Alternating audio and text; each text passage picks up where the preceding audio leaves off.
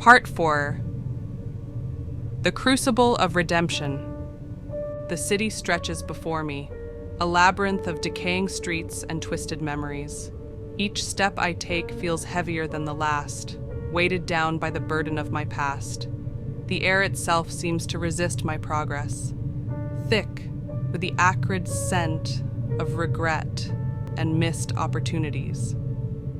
As I wander through this purgatorial landscape, I encounter fragments of my life, not just memories now, but physical manifestations of my choices and their consequences.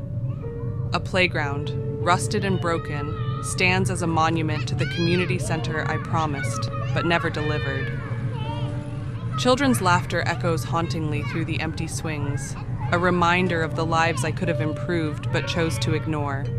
I pass by a courthouse, its once proud columns now crumbling. The steps leading up to it are crowded with translucent figures, the ghosts of those I wronged through legal manipulation and backroom deals. Their accusing high eyes follow me as I hurry past, their silent judgment more damning than any courtroom verdict.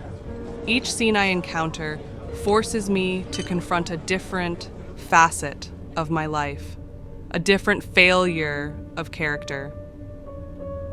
It's agonizing, but I force myself to look, to remember, to feel the weight of every selfish choice and callous action. As I round a corner, I come face to face with a massive billboard. My own face stares back at me, younger and full of false promise. Sarah Thorne, your voice for a better tomorrow, it proclaims. The irony is bitter on my tongue. A better tomorrow, I mutter, reaching out to touch the faded image. But for whom? As my fingers make contact with the billboard, it ripples like water. Suddenly, I'm pulled into another memory. But this one is different. I'm standing in a small, cluttered apartment. A young woman sits at a desk, poring over law books, her face etched with determination. With a jolt, I recognize her. It's me, in my first year of law school, before ambition and greed twisted my ideals. I watch as my younger self looks up, speaking to an unseen friend. "I'm going to make a difference," she says, her voice filled with passion and hope. "I'm going to use the law to help people, to fight for those who can't fight for themselves." The sincerity in her, in my voice, brings tears to my eyes. When did I lose sight of that dream? When did power and wealth become more important than the ideals that once drove me? As the scene fades, I find myself back on the desolate street. But something has changed. The oppressive atmosphere seems to have lifted slightly, and there's a new clarity to my thoughts. For the first time since awakening in this nightmarish world, I feel a glimmer of hope. Perhaps it's not too late. Perhaps there's still a chance for redemption.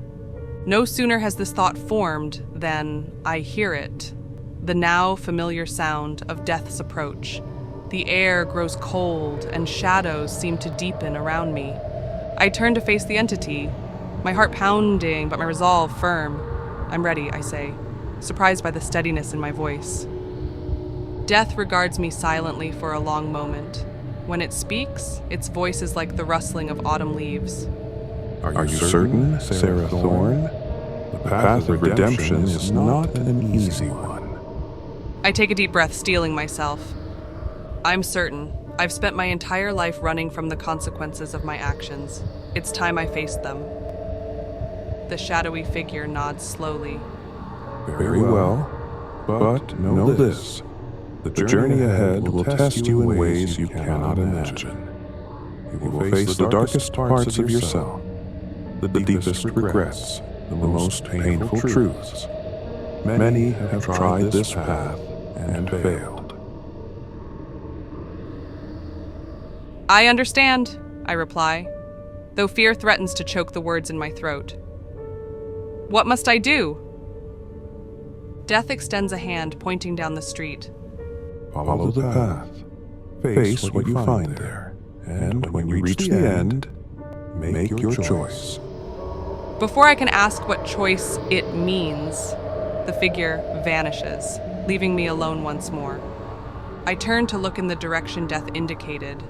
The street ahead seems to stretch into infinity, shrouded in mist. Strange, ethereal creatures flit at the edges of my vision, their forms too alien to comprehend. Taking a deep breath, I step forward, ready to face whatever trials lie ahead. As I do, I feel something stirring within me, the long dormant embers of the idealistic young woman I once was, flickering back to life. The road ahead is long and fraught with danger, but for the first time in longer than I can remember, I feel ready to face it. Ready to confront my past, to make amends, to become the person I was meant to be. With each step, the mist before me parts, revealing new challenges, new reflections of my past. And with each step, I move closer to my final judgment and the choice that awaits me at the end of this purgatorial journey.